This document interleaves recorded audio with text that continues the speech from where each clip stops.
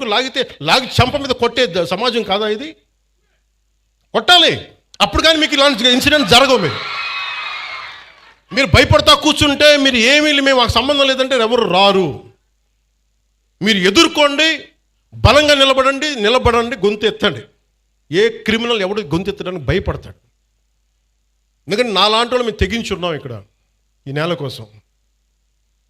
అందుకని చెప్తాను, మీరు you have to stand out sir. మీ అందరూ కూడా పదే చెప్తున్నాను సార్, మీ అందరికీ కూడా.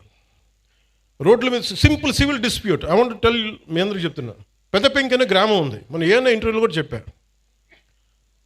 మధ్యలో ఒక గ్రామం, ఒక 3000 ఇళ్ళు, మధ్యలో ఎస్సీ కులస్తులు ఉంటారు, ఆ చుట్టుపక్కలేమో బీసీ కులస్తులు, ఆ చుట్టుపక్కల మిగతా కులస్తులు ఉంటారు. ఎవరి కాళ్ళు గోడలు కట్టేసుకున్నారు, మీ మురుగు నీరు మా దగ్గరికి రాకూడదు, మీ నీరు మా దగ్గరికి రాకూడదు అని పెట్టేసుకుని ఫైనల్లీ ఒక సోషల్ కాన్ఫ్లిక్ట్ అయిపోయింది. దాన్ని ఎలాగైనా చేయాలి. నేను ఒక టిపికల్ రాజకీయ నాయకుని అయితే, మీరు ఎస్సీలని మీరు దూరం చేశారని బీసీలను అనాలి, బీసీలనేమో మీరు చెప్పి ఓసీలను అనాలి. నేను అవన్నీ ఏం చేయలేదు. It's a simple violation. అది పంచాయతీ చేసిన తప్పులు ఇవి. మీరు పంచాయతీలు కట్టినప్పుడు, మీరు లేఅవుట్స్ వేసినప్పుడు మీరు మురుగునీరు సౌకర్యాలు కల్పించాల. రోడ్ల మీదకి ఎన్క్రోచ్మెంట్ జరిగినాయి. విజయనగరం కలెక్టర్ గారితో కూర్చోబెట్టి it took me 2 months to break it and to find a solution. నేను కాస్ట్ గొడవలు పెట్టలా, కుల గొడవలు పెట్టలా, కులాల గురించి మాట్లాడాలా. It is simply administrative issue. అలాగే ఒకడు కూర్చోబెట్టి ఒక ఆడబిడ్డను చేస్తే వాడు ఏ కులం అయితే నాకు ఎందుకంట, వాడికి శిక్ష పడాలా లేదా? పడాలి కదా. మరి శిక్ష ఎలా పడాలి? As per the norms of constitution, as per the law. Violation ఎందుకు చేస్తారు? ఎక్స్ట్రా జ్యుడిషియల్ సిచ్యువేషన్స్ ఎందుకు వస్తాయంటే మనం ఎవరం కూడా దానికి స్పందించకపోతే. రాజకీయ నాయకులు కొంతమంది వచ్చి ఈ బిడ్డకి ఇలా అయిపోయింది, ఆ కుల బిడ్డకి అయిపోయింది అంటే మిగతా వాళ్ళు మనుషులు గారా? ఇదే దిశ కేసులో ఇదే పెద్ద మనిషి అసెంబ్లీలో కూర్చొని చాలా కరెక్ట్గా చేశారని తెలంగాణ ప్రభుత్వం ఈ పెద్ద మనిషి ఎంకరేజ్ చేస్తాడు, మళ్ళీ చప్పట్లు కొడతాడు. మళ్ళీ అదే పెద్ద మనిషి ఎంత హిపోక్రసీ అంటే మళ్ళీ ఇక్కడికి వచ్చి మళ్ళీ కులం గొడవ లేవెత్తాడు. సవాళ్ళు వేస్తే కానీ వాళ్ళకి సంతోషం రాదు, అది సమస్య. అంటే మీరు ఇది ఎందుకు చెప్తా అంటే, మనం ఏదో ఒక పంచ్ డైలాగ్ వేయటానికి కాదు. నేను అంటుంది ఏంటంటే, మీరు క్రిమినాలిటీ అమ్మ ఇక్కడ ఇంతమంది ఆడపిల్లలు ఉన్నారు, మీరు మహిళలు ఉన్నారు, మీ బిడ్డల భవిష్యత్తును మీరు చాలా జాగ్రత్తగా పెట్టుకోవాలమ్మా. మీరు క్రిమినల్స్ని మటుకు అట్ బే పెట్టాలి, దూరం పెట్టాలి. మీరు దూరం పెట్టాలంటే మీ చుట్టుపక్కల కాలనీలో జరుగుతున్న దానికి మీరు ఎదుర్కోకపోతే సిటిజన్ కౌన్సిల్ పెట్టుకొని, సిటిజన్ కౌన్సిల్ అంటే వెరీ సింపుల్. మీ వీధిలో ఉండే ఒక 30 మంది 40 మంది ఒక గ్రూప్ కండి, వాట్సాప్ గ్రూప్. అలాంటి వాట్సాప్ గ్రూప్ ప్రతి సందులో ఒకటి మొదలు పెడితే మీ మొత్తం ఆ కాలనీకో దీనికో అన్నీ కలిపి ఒక కనీసం 1000 ఓట్లు, 1000 మంది తయారవుతారు. 1000 మంది రావగానే any typical politician will think of 1000 votes. అట్లా దానికన్నా స్పందిస్తారు. కోపం రాకపోవచ్చు పొలిటీషియన్స్కి అందరికీ, కనీసం 1000 ఓట్లు పోతాయేమో ఆ కాలనీలో, మనకి రావేమో, మనకి ఆ భానుగుడి జంక్షన్ ఓట్లు రావేమో అని చెప్పి కొంచెం చేస్తారు. అట్లీస్ట్ దాని ఉద్దేశం పెట్టుకో. సో అందుకే నాకు ఇది ఎందుకు చెప్తున్నానంటే, law and order, let us be very clear, we won't spare anybody. అలాగే ఈ వైసీపీ రౌడీ మొక్క కూడా చెప్తున్నా, మీరు ఇలాంటి ఎన్ని పిచ్చి వేషాలు వేసినా రేపు నుంచి నన్ను తిడతారు, నాకు okay.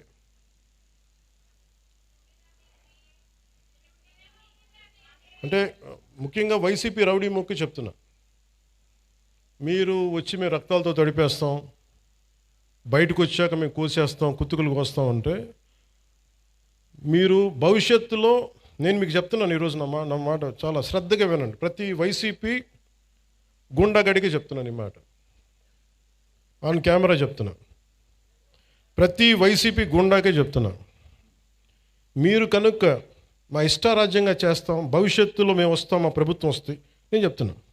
For example, for an argument sake, మీ ప్రభుత్వమే వచ్చింది అనుకుందాం, తొక్కి నారా తీస్తాను మీకు చెప్తాను, గుర్తుపెట్టు.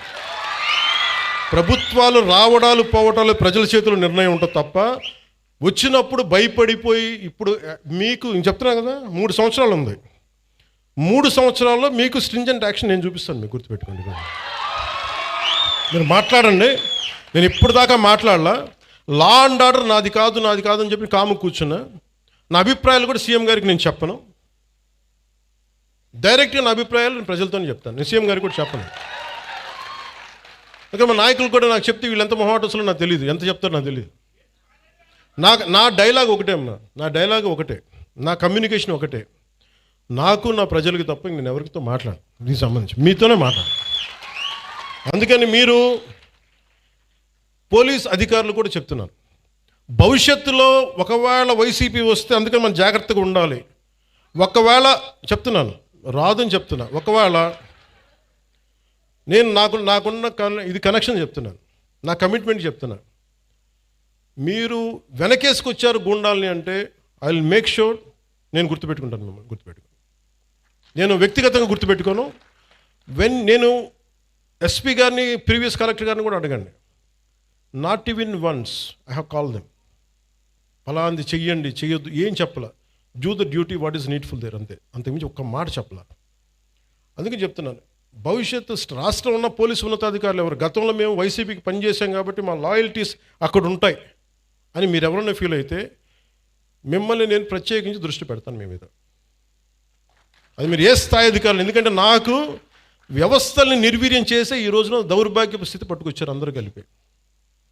గౌసన్ అనే వ్యక్తికి జరుగుతుంటే ఒక ఎస్ఐ, స్టేషన్ హౌస్ ఆఫీసర్ చేయాల్సిన పని ఎస్పీ దగ్గరికి వచ్చింది, డిప్యూటీ సీఎం దాకా వచ్చిందంటే it's a failure of institution. వ్యవస్థ తాలూకు ఫెయిల్యూర్ అది. అలాంటి జరగకుండా ఉండాలి అంటే మటుకు నేను ఖచ్చితంగా ఉండదలుచుకున్నాను. నాకు మా పార్టీలో నాయకులు ఎలా ఉంటారో కూడా నాకు తెలియదు. నేనైతే ఇలా ఉంటాను. మా వాళ్ళు ఎంత ధైర్యం తెచ్చుకొని నిలబడతారో నాకు తెలియదు, అది వాళ్ళ చేతిలో ఉంది, నా చేతిలో లేదు. నేను మటుకు మీరు నా జన సైనికులు కానీ, నా వీర మహిళలు కానీ, నాకున్న నిలబడ్డ జనసేన నాయకులు కానీ నాకు మీరు ధైర్యంగా నిలబడ్డారు. నేను మీకోసం ధైర్యంగా నిలబడతాను, రాష్ట్రం కోసం, ప్రజల కోసం.